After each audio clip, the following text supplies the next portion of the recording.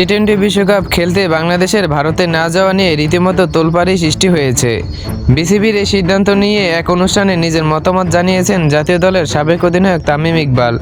বিশ্ব ক্রিকেটে বাংলাদেশের অবস্থান এবং ভবিষ্যতের কথা মাথায় রেখে সিদ্ধান্ত নেওয়া উচিত ছিল বলে মনে করেন তিনি। তামিমের মন্তব্যের একটি ফটোকার্ড সামাজিক যোগাযোগ মাধ্যমে শেয়ার করেছেন বিসিবি পরিচালক এম নাজমুল ইসলাম। ফ্রেন্ডস প্রাইভেসিতে করা ওই পোস্টে নাজমুল লিখেছেন, এইবার আরও একজন পরীক্ষিত ভারতীয় এজেন্টের আত্মপ্রকাশ বাংলার জনগণ দুচোখ ভরে দেখল।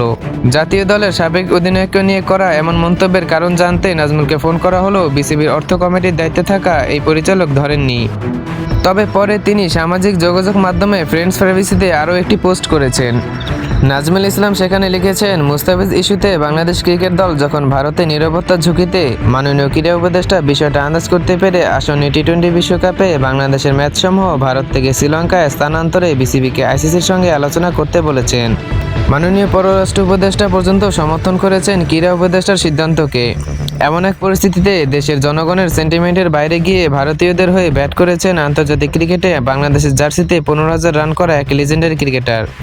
স্ট্যাটাসটির শেষে নাজমুল লিখেছেন, এটা আমার একান্ত ব্যক্তিগত অভিমত, প্লিজ এই মন্তব্যকে অন্যভাবে নেবেন না। এ নিয়ে এখনও কোনো প্রতিক্রিয়া জানাননি তামিম ইকবাল। তবে তার সতীর্থদের অনেকেই সামাজিক যোগাযোগ মাধ্যমে সরব হয়েছে। বাঁহাতি স্পিনার তাইজুল ইসলাম ফেসবুকে লিখেছেন, সাবেক জাতীয় অধিনায়ক তামিম ইকবালকে নিয়ে বিসিবি পরিচালক এম নাজমুল ইসলামের বক্তব্যে আমি হতবাক।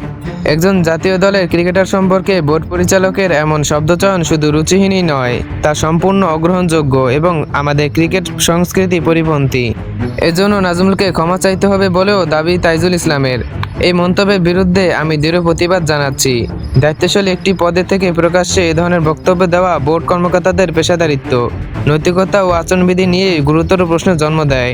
এ কারণে সংশ্লিষ্ট পরিচালকের প্রকাশ্যে ক্ষমা প্রার্থনার পাশাপাশি তাকে যথাযথ জবাবদিহিতার আওতায় আনার জোর দাবি জানাচ্ছি। একই দাবি জানিয়েছেন জাতীয় দলের সাবেক অধিনায়ক মমিনুল হকও।